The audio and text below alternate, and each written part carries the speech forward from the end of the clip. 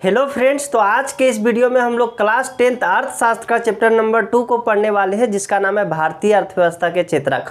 और भारतीय अर्थव्यवस्था के क्षेत्रक के अंतर्गत ये 3rd क्लास है। इससे पहले हम लोग 2 क्लास कर चुके हैं, तो वो दोनों क्लास में हम लोग क्या पढ़े थे थोड़ा सा रिकॉल कर देते हैं। देखिए, उसमें सबसे पहला क्लास में समझे थे कि क्षेत्रक क्या होता है, और उसमें प्राथमिक क्षेत्रक, द्वितीयक क्षेत्रक और तृतीयक क्षेत्रक के बारे में बहुत ही अच्छा से पढ़े थे। और इसका जितना भी एग्जाम्पल होता है, सारा एग्जाम्पल हम लोग लर्न किए थे ऐसा कि कभी हम लोग भूल ना सके। क्योंकि देखिए, इस बार जो ऑब्जेक्टिव क्वेश्चन का संभावना है ज़्यादा आने का, तो एग्जाम्पल लर्न करना बहुत ज़रूरी था, इसीलिए हम लोग एग्जाम्पल को बहुत ही अच्छा से पढ़े थे। उसके बाद सेकेंड क्लास में हम लोग क्या पढ़े थे, देखे थे क्षेत्रकों का ऐतिहासिक परिवर्तन। ये क्या हुआ, तो देखिए स्टार्टिंग में कोई भी देश का जो क्षेत्रक होता है वो प्राथमिक क्षेत्रक सबसे ज़्यादा महत्वपूर्ण होता है। अब किस मामले में महत्वपूर्ण होता है, तो जीडीपी के मामले में। जीडीपी क्या होता है कि देश का जो अर्निंग होता है ना, सबसे ज़्यादा प्राथमिक क्षेत्रक से होता है। लेकिन धीरे धीरे देखे थे कि प्राथमिक क्षेत्रक से द्वितीयक क्षेत्रक, द्वितीयक क्षेत्रक से तृतीयक क्षेत्रक महत्वपूर्ण हो गया। ये क्यों हुआ, तृतीयक क्षेत्रक सबसे ज़्यादा महत्वपूर्ण हो गया जीडीपी के लिए, ये कैसे हुआ था, इसके बारे में हम लोग पढ़े थे। तो आज के इस वीडियो में हम लोग क्या पढ़ने वाले हैं कि सबसे ज़्यादा लोग कहाँ पे काम करते हैं, प्राथमिक क्षेत्रक में काम कर रहे हैं या द्वितीयक क्षेत्रक में काम कर रहे हैं या तृतीयक क्षेत्रक में काम कर रहे हैं। तो ये इस वीडियो में हम लोग समझने वाले हैं। तो देखिए, इसके लिए हम लोग 2 टेबल बनाए हैं, जो आपके बुक में भी दिया हुआ है। देखिए, पहला क्या है, रोजगार का। रोजगार मतलब क्या हुआ कि कहां पे लोग ज्यादा काम करते हैं। और दूसरा आंकड़ा किसका है, तो दूसरा आंकड़ा है जीडीपी का। जीडीपी मतलब क्या होता है कि देश का जो उत्पादन होता है, मतलब कौन सा क्षेत्रक जो होता है, सबसे ज्यादा पैसा कौन सा क्षेत्रक से आ रहा है, उसी को जीडीपी बोला जाता है। एक साल के अंतर्गत, एक साल के अंदर जो भी क्षेत्रक से सबसे ज्यादा पैसा आता है वो सबसे ज्यादा विकसित क्षेत्रक कहलाता है, या सबसे ज्यादा ग्रो होता है उस क्षेत्रक का। तो यहाँ पे सबसे पहले देखते हैं कि रोजगार का अब कौन ईयर का है, तो 1972-73 का ये आंकड़ा है, डाटा है। यहाँ पे देखिए, ये हो गया सबसे नीचे वाला प्राथमिक क्षेत्रक, उसके बाद द्वितीयक क्षेत्रक, सबसे ऊपर तृतीयक क्षेत्रक। सब उसी तरह है, प्राथमिक द्वितीयक तृतीयक, प्राथमिक द्वितीयक तृतीयक। तो ये देख लीजिए।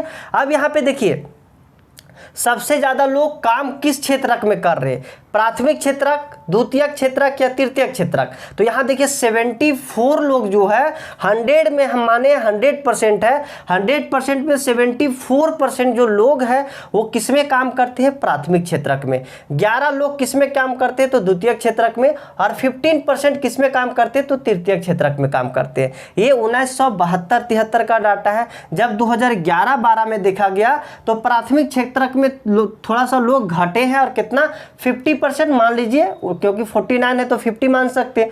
49% प्राथमिक क्षेत्रक में, 24% सेकेंडरी सेक्टर में, और टर्सरी सेक्टर में कितना है, 27%।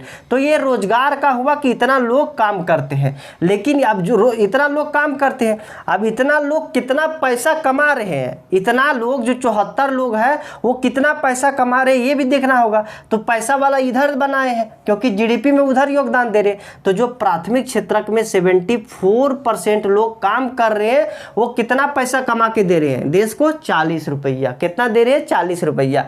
लेकिन यहाँ पे देखिए, ये 15 लोग जो काम करते हैं तृतीयक क्षेत्रक में, और कितना पैसा कमा के दे रहे हैं, 48 रुपया। कुछ देख रहे कि नहीं, तो क्या देख रहे हैं कि यहाँ पे 15 लोग जो काम करते हैं वो पैसा कितना कमा के दे रहे हैं, 48 रुपया। और यहाँ पे जो 11 लोग काम कर रहे हैं वो दे रहे हैं 12 रुपया।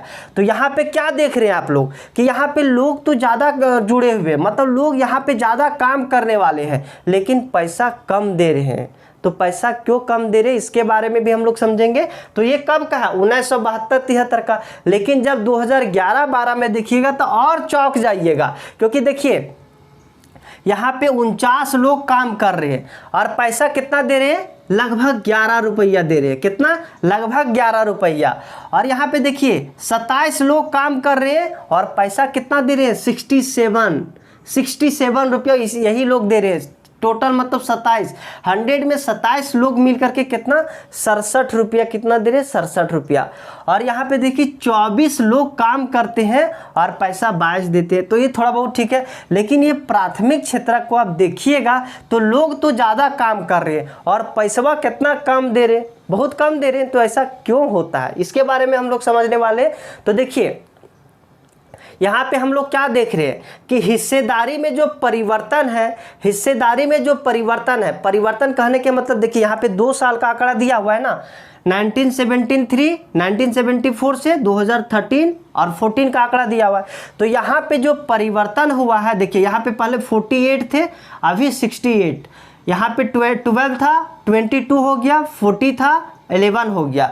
मतलब कुछ परिवर्तन हुआ है, जीडीपी में कुछ परिवर्तन हुआ। जैसे पहले तृतीय क्षेत्र में थोड़ा कम योगदान देते थे, अब थोड़ा और ज़्यादा देने लगे। प्राथमिक क्षेत्र में थोड़ा सा ज़्यादा योगदान देते थे, लेकिन धीरे धीरे और घट गया है। तो ये परिवर्तन देखा गया। और यही परिवर्तन रोजगार में भी देखिए, रोजगार में भी परिवर्तन हुआ। पहले 15 लोग काम करते थे, इसमें अब 27 काम करते हैं। पहले 11 काम करते थे, अब 24 काम करते हैं। पहले 74 काम करते थे, अब 49 काम करते हैं। तो दोनों में परिवर्तन हुआ, इसमें भी परिवर्तन हुआ है और इसमें भी परिवर्तन हुआ है। तो क्या दोनों एक ही जैसा परिवर्तन हुआ? ये अब देखिए, क्या दोनों एक ही जैसा परिवर्तन हुआ? क्योंकि यहाँ देखिए, यहाँ 74% लोग काम करते हैं और योगदान 40 देते हैं। तो क्या सेम परिवर्तन हुआ? यहाँ ज़्यादा लोग हैं तो यहाँ ज़्यादा ना देना चाहिए जीडीपी में योगदान, लेकिन क्या दे रहे? कम दे रहे। तो परिवर्तन एक जैसा हुआ है? परिवर्तन एक जैसा नहीं हुआ है। जैसे हम यहाँ पे लिख देते हैं, जीडीपी में जो हिस्सेदारी है, जीडीपी में जो हिस्सेदारी है उसका क्या हुआ? परिवर्तन हुआ है। और परिवर्तन रोजगार में भी हुआ है, ऐसा नहीं कि रोजगार में नहीं हुआ, रोजगार में भी परिवर्तन हुआ, लेकिन एक जैसा नहीं हुआ है। जैसा परिवर्तन जीडीपी में हुआ है वैसा ही परिवर्तन रोजगार में नहीं हुआ, क्योंकि यहाँ पे लोग ज़्यादा काम कर रहे हैं, पैसा कम दे रहे, तो परिवर्तन सेम नहीं हुआ। अगर ज़्यादा काम कर रहे हैं तो ज़्यादा योगदान देना चाहिए ना, तब सेम परिवर्तन हम मान सकते थे। तो यहाँ पे परिवर्तन अलग हुआ है। लेकिन एक चीज़ और आप गौर कीजिएगा कि प्राइमरी सेक्टर, जो प्राथमिक क्षेत्रक होता है, वहाँ पे देखिए लगभग 50% लोग काम करते, 50% से भी ज़्यादा। क्योंकि मान लीजिए कि इसको 100 यहाँ मान लीजिए, 100 यहाँ मान लीजिए, दोनों साल का हम अगर एग्रीगेट करते हैं, एक ही बार में जोड़ते हैं, तो 74 लोग यहाँ पे, 49 लोग यहाँ पे, टोटल कितना है? 100 इसमें, 100 इसमें, 100 लोग मान लेते हैं। परसेंटेज के हम लोग 100% को 100 लोग मान लेते हैं। यहाँ भी 100 लोग है तो 200 लोग मान लेते हैं। 200 लोग में देखिए यहाँ पे 74, यहाँ पे 49, लगभग 100 से तो ज़्यादा हो गया ना, क्योंकि 74 तो यही है और ये 49 है। टोटल कितना हो गया? देखिए 9 और 4 कितना हो गया? 13 और 7 4 कितना हो गया? 11 और 1 12, 123 लोग, लगभग बोल सकते हैं कि 50% से ज़्यादा, 50% से ज़्यादा लोग काम करते हैं। लेकिन वही जब देखेंगे कि जीडीपी में कितना योगदान दे रहे हैं, तो देखिए जीडीपी में कितना योगदान दे रहे हैं? 40 यहाँ और 10 11 यहाँ, लगभग 50। तो 200 टोटल है, 100 यहाँ 100 यहाँ, 200 में यहाँ पे 50 दे रहे हैं, मतलब कितना दे रहे हैं? 50/200, मतलब कितना? 1/4। जीडीपी में कितना योगदान दे रहे हैं? तो जीडीपी में 1/4% योगदान दे रहे हैं। 1/4% क्या हुआ? 4 रुपया में 1 रुपया दे रहे हैं। और यहाँ पे द्वितीय तृतीय क्षेत्रक में कितना लगे हुए? तो 50% लोग द्वितीय तृतीय क्षेत्रक में मिलके लगे हुए, क्योंकि आधा से ज़्यादा लोग इसमें काम कर रहे हैं। तो जो बचे वो किसमें? सेकेंडरी और टर्सरी, सेकेंडरी और टर्सरी में काम कर रहे हैं। और सेकेंडरी और टर्सरी में कम लोग काम कर रहे हैं, लेकिन जीडीपी में कितना दे रहे हैं? तो 3/4, 1/4 दे रहे हैं जीडीपी में योगदान प्राथमिक क्षेत्र। तो द्वितीयक और तृतीयक क्षेत्रक मिलके कितना दे रहे हैं? 3/4, मतलब 4 रुपया में 3 रुपया जो कमाते हैं वो द्वितीयक और तृतीयक क्षेत्रक से जो लोग शामिल हैं वही लोग कमा रहे। तो सबसे बड़ी बात आता है कि ये जो लोग हैं जो प्राथमिक क्षेत्रक में काम कर रहे हैं वो काम चोर हैं, काम चोर है, यही ना बोल सकते हैं। क्योंकि ज़्यादा लोग काम कर रहे हैं, तो जब ज़्यादा लोग काम कर रहे हैं तो ज़्यादा पैसा देना चाहिए ना कमा करके, लेकिन यहाँ पे कम कमा रहे हैं, कम पैसा दे रहे, तो हम बोल सकते हैं ये काम चोर है, या तो फिर अपना क्षमता के हिसाब से नहीं काम कर रहे। जिसका उतना जितना क्षमता है उस क्षमता से नहीं काम कर रहे, तभी ना। अब मान के चलिए यहाँ पे ज़्यादा लोग काम कर रहे हैं और पैसा कम कमा पा रहे हैं, तो यही बोल सकते हैं या तो काम चोर है या तो फिर क्षमता से कम काम कर रहे हैं, यही ना बोल सकते हैं। अब मान के चलिए हम भी 2 घंटा पढ़ते हैं, आप भी 2 घंटा पढ़ते हैं, और आप जो 2 घंटा पढ़ते हैं उसमें आप 1 ही घंटा, मान के चलिए आप 1 ही घंटा पढ़ते हैं, और आप इतना पढ़ लिए कि हम जो 2 घंटा में पढ़े लगा नहीं कि कुछ पढ़े, क्योंकि ना कुछ याद हुआ ना कुछ मन लगा, बस ऐसा ही बैठे हुए थे कि हाँ पढ़ रहे। लेकिन कोई व्यक्ति ऐसा होता है कि आधा घंटा भी पढ़ता है ना, वो हमसे ज़्यादा पढ़ लेता है। तो क्या हम काम चोर है ना? एक तरह से हम काम चोर बोल सकते हैं, क्योंकि हम टाइम तो दे दिए 2 घंटा, लेकिन हम मन से पढ़े नहीं। वही बात शायद ये सब के साथ भी होता है।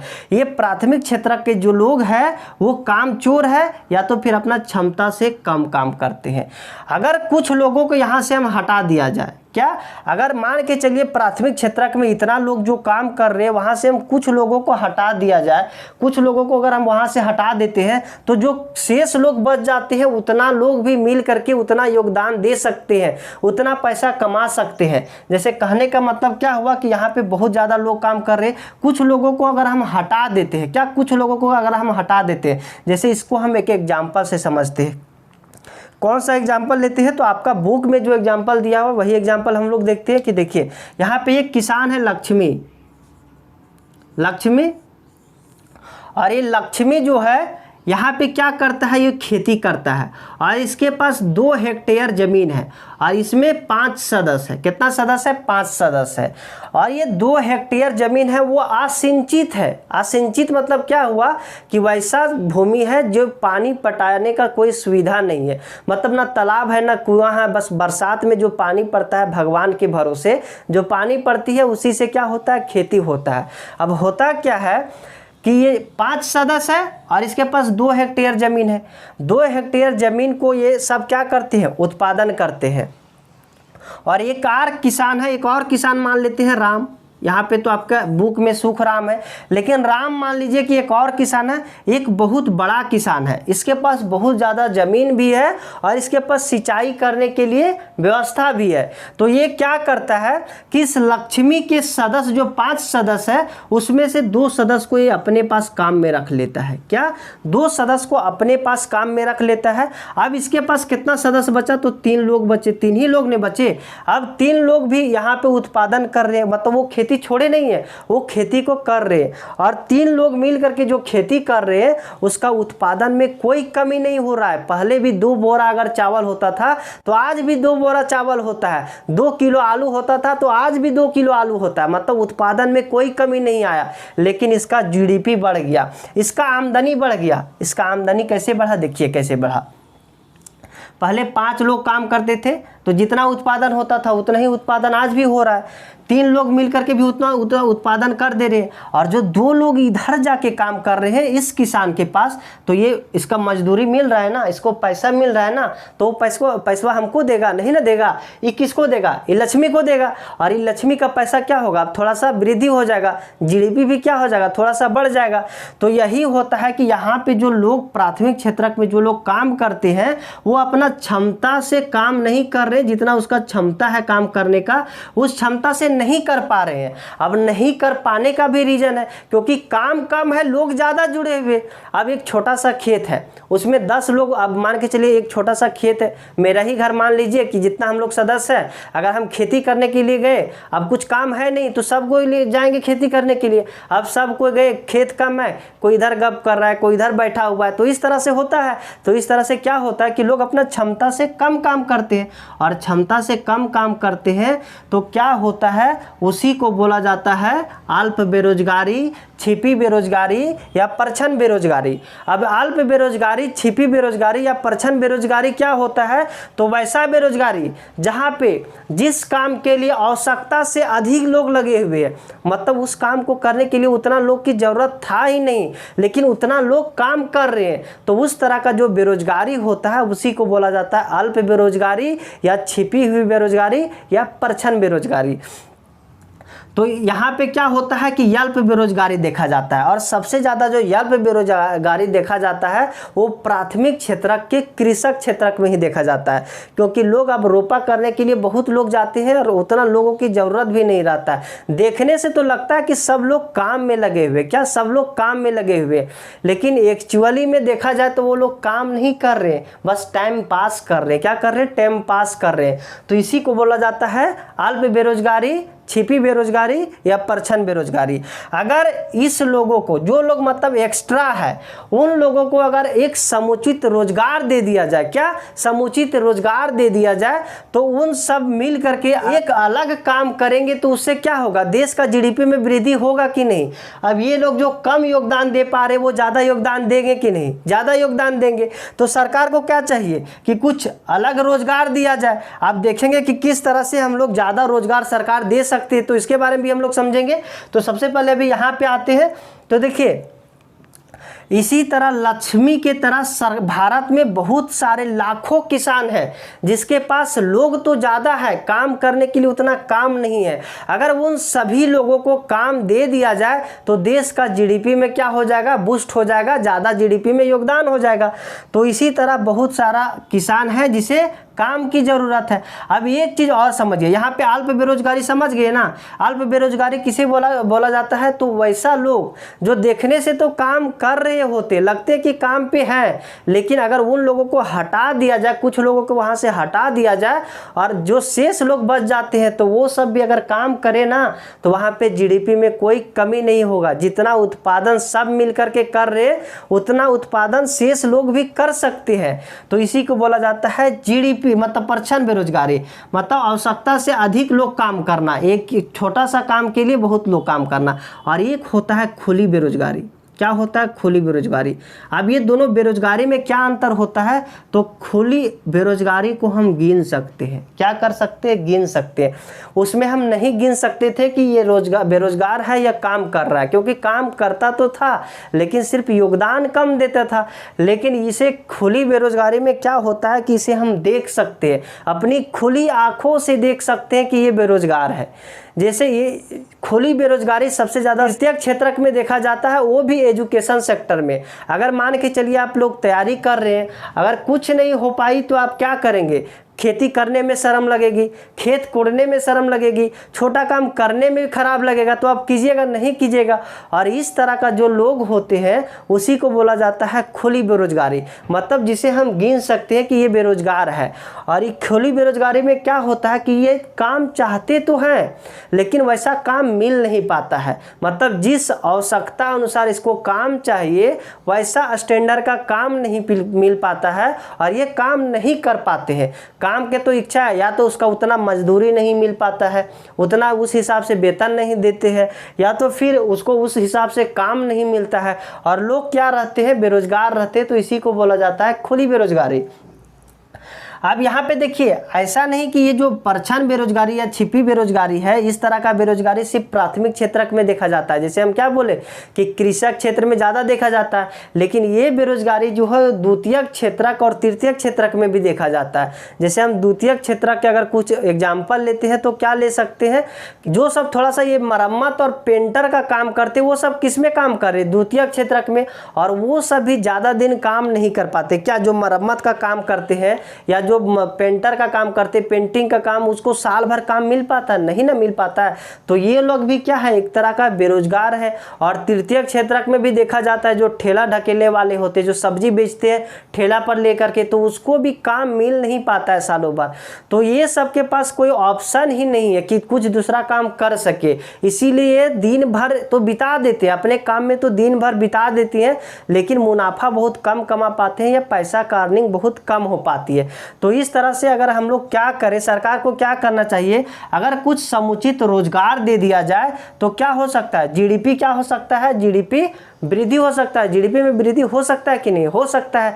तो ये अब सरकार को क्या चाहिए कि किसी तरह से क्या हो कि रोजगार में वृद्धि हो। तो सरकार रोजगार में वृद्धि कैसे कर सकती, इस टॉपिक को अब हम लोग क्लियर करते हैं। तो देखिए, अतिरिक्त रोजगार का सृजन कैसे किया जाए। अब कौन करेगा, हम तो करेंगे नहीं ना, हम कहाँ से कर सकते हैं, ये किसे करना होगा, तो सरकार को। सरकार अतिरिक्त रोजगार का सृजन कैसे कर सकती है, तो इस टॉपिक को अब हम लोग डिस्कस करते हैं। तो देखिए, इस टॉपिक को भी हम लोग क्लियर करने के लिए किसका एग्जाम्पल लेंगे, तो वही किसान का। अब वही किसान क्या हुआ भाई, तो वो लक्ष्मी जो थी उसी किसान से हम लोग समझेंगे कि अतिरिक्त रोजगार का सृजन कैसे कर सकते हैं। तो हेडिंग क्या है कि अतिरिक्त रोजगार का सृजन कैसे हो, सरकार कैसे करे अतिरिक्त रोजगार का सृजन। अब रोजगार देखिए, अब रोजगार कैसे मिल सकती है, यहाँ पे कौन से थे, तो लक्ष्मी। और लक्ष्मी का जो जमीन था वो क्या था, असिंचित था।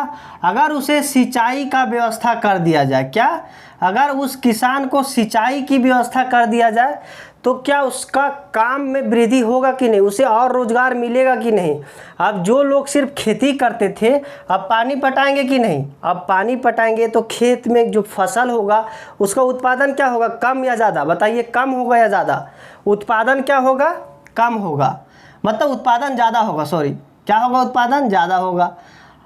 अब सिंचाई के लिए ये क्या क्या कर सकती है सरकार, तो कुआं दे सकती है या तो फिर नहर का व्यवस्था कर सकती है, जो भी सरकार के पास संभव हो। अगर सिंचाई का व्यवस्था कर दिया जाए वैसा किसान के पास जो सिंचाई करने के लिए कोई साधन नहीं है, ज़मीन तो है लेकिन सिंचाई का कोई साधन नहीं है, तो वैसा किसान क्या कर सकता है, अपना उत्पादन को बढ़ा सकता है। जब उत्पादन बढ़ जाएगा तो देखिए यहाँ पे भी लोग काम करने लगे।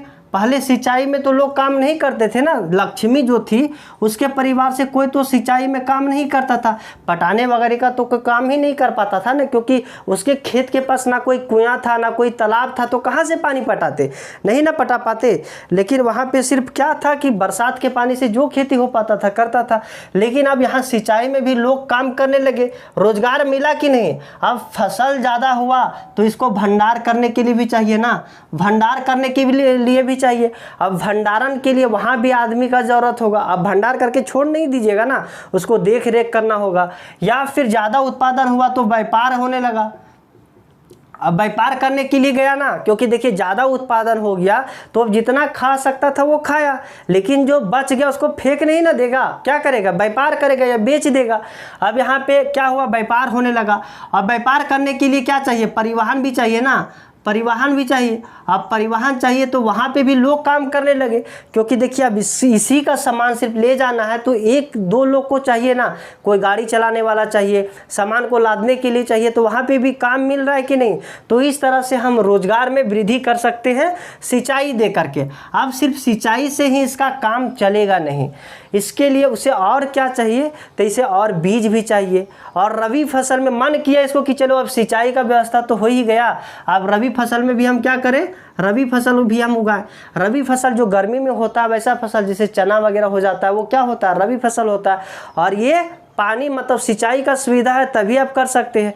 तो यहाँ पे ये क्या सोचने लगा, अगर किसी तरह से हमें उर्वरक मिल जाता, बीज मिल जाता या तो फिर उपकरण मिल जाता जिससे हम खेती अच्छा से कर सकते हैं, तो ये सब मिल जाता तो हम रबी फसल भी कर सकते थे। लेकिन इसके पास अभी उतना पैसा नहीं है कि सब चीज़ें अपने से खरीद सके। तो सरकार को क्या चाहिए कि लोन के लिए एक बैंक का स्थापना कर देना चाहिए, बैंक की स्थापना कर देना चाहिए, ताकि क्या करे, जो किसान है वो यहाँ से बैंक से क्या ले, सस्ता दर पर ऋण ले। ऋण मतलब क्या होता है, कर्ज ले, और उसी कर्ज से अपना सामान जो उर्वरक होता है, बीज होता है या तो फिर उपकरण होता है, तो ये सब ले करके और खेती कर सके। क्योंकि देखिए कोई भी किसान अगर जाता है साहूकार के पास, साहूकार मतलब जमींदार जो होता है, जो मतलब पैसा लगाता है, जो गांव में पैसा देते हैं, वो सब क्या देते हैं, ज़्यादा ब्याज पर पैसा देते हैं। अगर मान के लिए कि ज़्यादा पैसा पर ब्याज हम ले लिए और खेती किए और गलती से हम उस खेती में मुनाफा नहीं कमा पाए या उस खेती में डूब गए, तो क्या होगा, हम कर्ज चुका पाएंगे, कर्ज नहीं चुका पाएंगे और कर्ज जाल में फंस जाएंगे। तो इसके लिए सरकार को चाहिए कि बैंक की स्थापना करे, ताकि सस्ता दर पे हमें क्या मिल सके, ऋण मिल सके। और यहाँ पे जो साहूकार के पास जाइएगा तो 5% लेगा मासिक, मतलब एक महीना में 5% ब्याज देगा, एक साल में लगभग 60% हो जाता है, मतलब 100 रुपये देगा तो 60% सूद हो गया साल भर में। तो इस तरह से बहुत ज़्यादा फंस जाता है कर्ज जाल में। तो सरकार को क्या चाहिए कि बैंक की स्थापना कर दे और बैंक में सस्ता दर पर ऋण मिले और उसी ऋण को क्या करे, ये रबी फसल का उत्पादन करे। या सरकार यहाँ पे उद्योग का भी स्थापना कर सकता है, उद्योग का स्थापना करके भी रोजगार को बढ़ा सकते हैं। अब उद्योग में जैसे दाल मिल बना सकता है, दाल मिल बना सकता है। जैसे देखिए यहाँ पे आपका बुक में दिया होगा एगो दाल का खेती, अब मटर वगैरह के खेती होता है तो उसे मिल चाहिए, ताकि वहाँ पे जो चना या मटर का उत्पादन हुआ उसे दाल में कन्वर्ट कर सके। और इसे क्या कर सकते हैं, तो प्रसंस्करण उद्योग का भी स्थापना कर सकती है। अब प्रसंस्करण उद्योग क्या होता है, तो वैसा उद्योग जिसमें से कृषि से जो उत्पादन होता है उस उत्पादन को बाहरी बाजार में अगर हम बेचना चाहते हैं, क्या बाहर के बाजार में अगर हम बेचना चाहते हैं, तो उसके लिए कौन सा उद्योग काम करता है, प्रसंस्करण उद्योग, जिससे क्या होता है कि पता चलती है कि उस मार्केट में इतना प्राइस है, हम वहाँ पे अगर ले जा कर के बेचते हैं तो क्या होगा, हमें ज़्यादा पैसा मिलेगी, तो प्रसंस्करण उद्योग की स्थापना कर सकती है। या तो फिर क्या होता है कि जो मान के चलिए जंगल गए और वहाँ मिल गया बहुत सारा शहद, और शहद को हम कहाँ पे साफ करें, कहाँ पे रखें, तो इसके दिक्कत होगा ना। अगर मान के चलिए कि शहद संग्रह केंद्र अगर स्थापना कर दिया जाए, शहद संग्रह केंद्र मतलब जहाँ पे हम शहद को संग्रह कर सकते हैं, तो अगर शहद को संग्रह करने लगेंगे तो यहाँ पे भी रोजगार मिल सकती है ना, यहाँ पे भी रोजगार मिल सकती है। और हम क्या कर सकते हैं, तो यहाँ पे शीतगृह केंद्र, शीतगृह केंद्र क्या होता है कि अपना सामान को कोल्ड स्टोरेज जिसे बोला जाता है, तो कोल्ड स्टोरेज में क्या कर सकते हैं, स्टोर कर सकते हैं। और इसे कब के लिए स्टोर कर सकते हैं कि जब उसका दाम बढ़ जाएगा ना, तो वहाँ से हम निकाल लेंगे और उस ज़्यादा दाम में क्या कर सकते हैं, बेच सकते हैं। तो यहाँ पे जो शीतगृह केंद्र होता है तो वहाँ पे भी आदमी चाहिए ना, वहाँ पे भी आदमी चाहिए, तो वहाँ पे भी रोजगार मिल सकता है। और किस तरह से रोजगार मिल सकता है, तो शिक्षा के क्षेत्र में सबसे ज़्यादा रोजगार मिल सकता है क्योंकि देखिए शिक्षा का जो एज होता है, मतलब पढ़ने का जो एज होता है वो 5 से 29 साल तक होता है। आप 5 से 29 साल तक पढ़ सकते हैं, लेकिन देखा गया है आंकड़े के अनुसार, अब ये आंकड़ा कौन निकालता है, तो कौन निकालता है, तो योजना आयोग।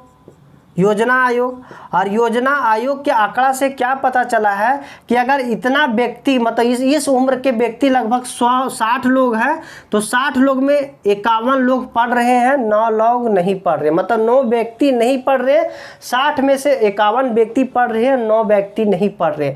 अगर मान के चलिए अगर शिक्षा अच्छा किया जाए और वो 9 व्यक्ति भी पढ़ने लगे, और उस 9 व्यक्ति को पढ़ने के लिए क्या चाहिए, अब ज़्यादा शिक्षक की ज़रूरत होगी, ज़्यादा बिल्डिंग की ज़रूरत होगी, अब शिक्षक के भी ज़रूरत होगा, बिल्डिंग का भी ज़रूरत होगा। अब बिल्डिंग बनेगा तो वहाँ पे भी काम मिलेगा ना, या शिक्षक को काम मिल जाएगा।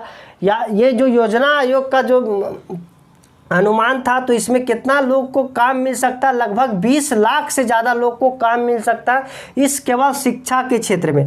लेकिन अभी इस योजना आयोग का नाम चेंज करके क्या कर दिया गया है, नीति आयोग। अब इसे नीति आयोग के नाम से जाना जाता है। शिक्षा के अलावा स्वास्थ्य में भी वृद्धि कर सकते हैं रोजगार को। स्वास्थ्य में कैसे वृद्धि कर सकते हैं, क्योंकि अगर स्वास्थ्य में अगर हम ध्यान दिया जाए तो स्वास्थ्य में ध्यान देने के लिए क्या चाहिए, डॉक्टर चाहिए, नर्स चाहिए, तो वो सबको भी काम मिल सकता है ना। और सबसे ज़्यादा जो रोजगार उत्पन्न किया जा सकता है वो पर्यटन के क्षेत्र में। किसमें, पर्यटन के क्षेत्र में। पर्यटन के क्षेत्र में लगभग 30 लाख से ज़्यादा रोजगार का अनुमान लगाया गया है। ये अनुमान कौन लगाता है, तो योजना आयोग। और योजना आयोग के अनुसार लगभग पर्यटन में 30 लाख से ज़्यादा रोजगार की आशंका जताई गई है कि अगर पर्यटन को सुधार दिया जाए तो 30 लाख से भी ज़्यादा रोजगार उत्पन्न किया जा सकता है। और किसमें रोजगार मिल सकता है, तो शिल्प उद्योग। अब शिल्प उद्योग क्या होता है, तो शिल्प उद्योग उसे बोला जाता है जहाँ पे हाथों से सामान को बनाया जाता है, उसी को शिल्प उद्योग बोला जाता है। तो इस तरह से देखें कि सरकार अगर इस सब में ध्यान देती है तो क्या हो सकता है, रोजगार वृद्धि किया जा सकता है, रोजगार को सृजन किया जा सकता है। इसमें देखिए मेन पॉइंट क्या हो गया, सिंचाई व्यवस्था कर सकती है, या तो फिर बैंक की स्थापना कर सकती है, उद्योग की स्थापना कर सकती है, शिक्षा में सुधार कर सकती है, पर्यटन में सुधार कर सकती है, स्वास्थ्य में सुधार कर सकती है। तो ये सब पॉइंट लिख करके आप डिस्कस कर दीजिएगा तो आपको फुल मार्क्स मिल जाएगी। अब रही बात, देखिए ये सब तो एक दिन में होने वाली है नहीं, क्योंकि अगर मान के चलिए हम पर्यटन को ही विकसित करना चाहे तो क्या आज सोचे कल हो जाएगा, नहीं ना होगा। इसके लिए एक लंबा टाइम लगेगा। जितना भी यहाँ पे काम दिख रहा है सबके लिए एक लंबा टाइम लगेगा, क्योंकि यहाँ पे बोलने में तो आसान लगा कि 5 साल से 29 साल में लोग कम पढ़ रहे हैं, थोड़ा सा शिक्षा पे ध्यान दिया जाए तो सब लोग पढ़ने लगेंगे। और पढ़ने में आजकल किसको मन लगता है, आपको मन लगता है, नहीं ना लगता है, तो बहुत कम ही मन लगता है पढ़ने में। तो सिर्फ ये बोलने के लिए है कि सरकार ये सब में व्यवस्था कर सकती है तो रोजगार बढ़ सकता है, लेकिन लोग पढ़ेंगे नहीं तो रोजगार बढ़ेगा कहाँ से, नहीं ना बढ़ेगा। तो ये सब बहुत लंबा प्रोसेस है, एक दिन में होने वाला है नहीं। अब सरकार इसके जो शॉर्ट में हो जाए, जो कम टाइम में हो जाए, तो उस तरह का कोई उपाय की है जिससे बहुत ही कम टाइम में लोगों को रोजगार मिल सके। तो सरकार इसके लिए भी शॉर्ट टाइम में लोगों को काम मिल सके, इसके लिए भी सरकार एक स्कीम लाई थी जो 2005 में लाई थी। उस स्कीम का नाम क्या था? मनरेगा। तो इसे रब करके अब हम लोग मनरेगा के बारे में समझते हैं कि मनरेगा होता क्या है, उसमें लोगों को किस तरह से रोजगार मिलता है। तो सबसे पहले इसको हम लोग रफ कर लेते हैं।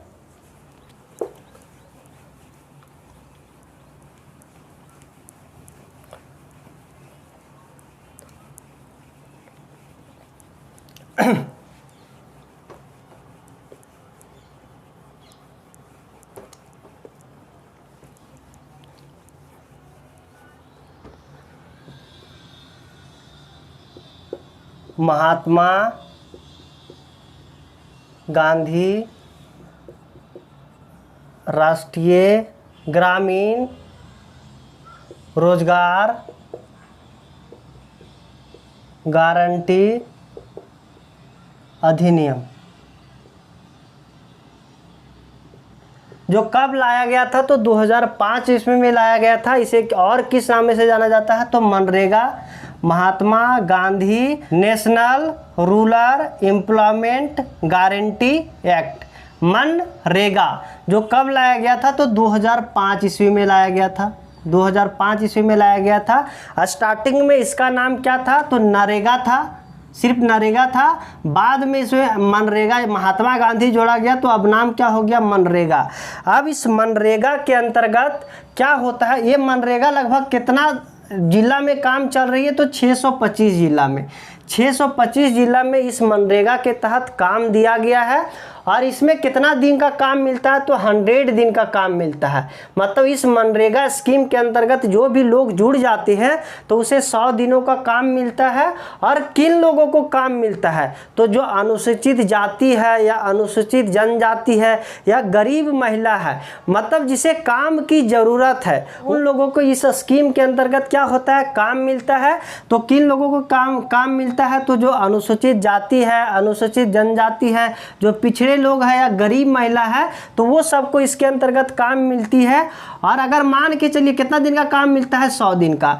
और सरकार अगर किसी कारणवश काम नहीं दे पाती है, 100 दिन का काम मिलता है, अगर काम नहीं दे पाती है, अगर काम देने में असफल हो जाती है, काम देने में क्या हो सकती है? असफल अगर हो जाती है, ऐसे तो होती नहीं है असफल, क्योंकि सरकार के पास काम की कमी नहीं है। अगर काम नहीं दे पाती है तो इसके लिए मिलता है बेरोजगारी भत्ता। क्या मिलता है? बेरोजगारी भत्ता। और बेरोजगारी भत्ता क्या होता है कि अगर काम नहीं भी दे पाए ना तो उसके लिए आपको पैसा मिलेगी ही। अब पैसा कितना मिलता है? तो पहले इसमें पैसा मिलता था 194 रुपया, लेकिन ये हेमंत सोरेन जब सरकार बने थे तो इसे बढ़ा करके 225 रुपया कर दिया गया था।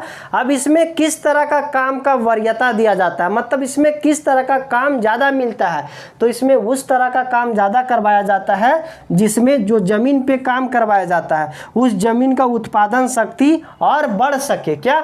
उस जमीन का उत्पादन शक्ति और ज़्यादा बढ़ सके, तो इस तरह का काम दिया जाता है इस स्कीम के अंतर्गत। तो ये कितना जिला में भी कार्यरत है? तो 625 जिला में। इसमें 100 दिन का काम मिलता है। देखिए मान के चलिए अब 100 दिन का यहाँ से काम मिल गया। कुछ काम तो अपने घर के लिए भी कर सकते हैं, जैसे खेती वगैरह होता है तो उसमें भी मान के चलिए 50-60 दिन काम मिल गया, 100 दिन इसके अंतर्गत काम मिल गया। और कुछ इधर उधर काम कर लिए तो साल भर वो क्या हो सकते हैं? रोजगार मिल सकता है उसको, बेरोजगार नहीं रह सकता है। तो इसके अंतर्गत अगर कोई जुड़ जाता है तो 100 दिन का काम यहाँ से मिल जाता है। अगर काम नहीं भी मिलता है तो बेरोजगारी भत्ता मिलता है। सबसे बड़ी बात ये, हालांकि इसमें पैसा तो कम मिलती है क्योंकि 194 रुपये या 225 रुपये कोई बड़ा रकम नहीं होता है, क्योंकि इतना रकम कमा करके वो अपना ठीक से पालन पोषण भी नहीं कर सकता आज के ज़माना में। तो यहाँ पे पैसा भी कम मिलती है लेकिन कुछ तो मिलती है ना। तो इसे को क्या बोला जाता है? मनरेगा। कब आया था? तो 2005 में ही आया था। अब इसका फुल फॉर्म अगर लिखने के लिए आ जाए तो क्या हो जाता है? महात्मा गांधी राष्ट्रीय ग्रामीण रोजगार गारंटी अधिनियम, Mahatma Gandhi national rural employment guarantee act. तो ये था मनरेगा।